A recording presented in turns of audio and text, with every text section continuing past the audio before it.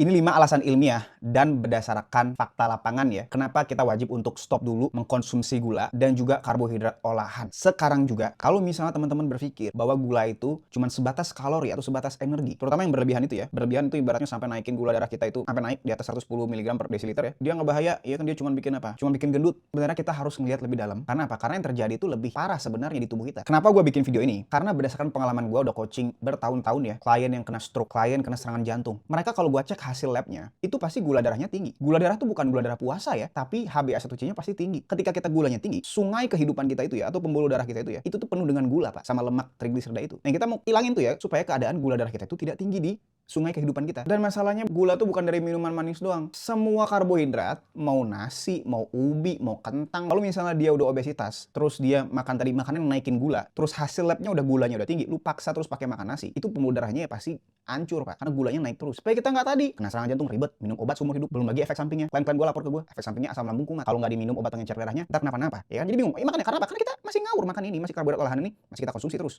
Gulanya masih naik terus. Jadi hari ini gue mau kasih tahu 5 alasan ilmiahnya, termasuk studinya, termasuk fakta yang gue tanganin juga di lapangan ya. Contohnya klien gue ini ya, yang umurnya beliau udah 68, serangan jantung 2 kali, itu HbA1c-nya yang awalnya tinggi banget, sekarang udah turun. Yang awalnya 6 jadi 5 HbA1c-nya, 5,2. Trigliserida yang awalnya tinggi 293, sekarang udah jadi 2 digit lemak dalam darahnya. Perubahan badan juga jauh ya, lingkar perut menurun 28 cm, berat badan 14 kg. Dan ini juga ngebantu gue ya, yang awalnya 30% kadar lemaknya mukanya cabi, jerawatan ya, karena kulit gue rusak kebanyakan gula, kebanyakan karbohidrat olahan, nasi goreng gitu ya, banyak banget. Pokoknya gue makan dulu roti-rotian gitu. Sekarang bisa turun kayak sekarang, kadar lemak 15% kayak gini. Alasan yang pertama, itu adalah gula adalah sumber utama inflamasi di pembuluh darah kita. Jadi kalau kita nih, gula darahnya naik terus, kita tiap hari dari pagi, siang, sore, malam makannya gula tinggi terus, itu pembuluh darahnya nggak bisa sembuh tuh, rusak terus. Gula itu bakalan mengkaramelisasi tubuh kita dari dalam. Jadi proses ini ya, karamelisasi itu ibarat nama biologinya adalah glycation, nama ilmiahnya ya. Jadi teman-teman bisa lihat di layar ya, itu udah mulai menua dia, udah mulai aging, udah terjadi glycation di situ. Kalau teman-teman banyak makan gula, sendinya gampang sakit. Tapi kalau udah mulai carnivore misalnya, sendinya udah nggak sakit lagi ya, itu glycation tuh, efek dari glycation. Ini katanya sama karbohidrat olahan. Ini alasan yang ketiga, karbohidrat olahan itu jadi sumber gula yang tersembunyi. Karena kan banyak banget ya di Indonesia nih, dia bilang, oh gue udah nggak makan manis lagi, gue nggak suka minuman manis, tapi gue sukanya yang gurih katanya kan. Contohnya apa? Kerupuk itu naikin gula juga, dan tinggi banget naikinnya karena itu tepung. Alasan yang keempat, gula dan karbohidrat olahan itu adalah akar dari resistensi insulin ya, akar dari segala penyakit. Insulin kita, hormon yang seharusnya masukin nutrisi ke sel kita, itu kebal jadinya ya, sel kita nggak bisa dimasukin gula, sehingga apa? Sehingga nanti gula hari-hari kita tuh bakalan tinggi. Terakhir ya, gula itu bakalan mempercepat penuaan atau kematian sel kita. Nah, terus gimana Bang, apakah kita selamanya nggak akan makan gula Bang? Gue mau bahas seberapa sih dosis yang aman gitu ya. Nah, jadi berdasarkan data ya, kebanyakan orang sehat dan insulinnya masih sensitif ya, nggak resistensi insulin ya, masih normal gitu, nggak buncit perutnya ya. Batas aman sekali makan itu 25 sampai 35 gram karbohidrat sekalinya makan. Jadi mulai hari ini kalau teman-teman nih ya mau hidup lebih sehat, stop minuman manis, kurangin karbohidrat alami, nasi putih, buah-buahan manis dikurangin aja. Dan itu juga mulai stop makanan karbohidrat olahan. Kita mau ganti ya dengan makanan bernutrisi yang nggak naikin gula. Contohnya misalnya steak, ayam, udang, ikan, telur misalnya. Kalau misalnya teman-teman nih butuh coaching atau mentoring langsung, pendampingan langsung dari gua, teman-teman bisa langsung daftar aja di link di deskripsi ataupun di link di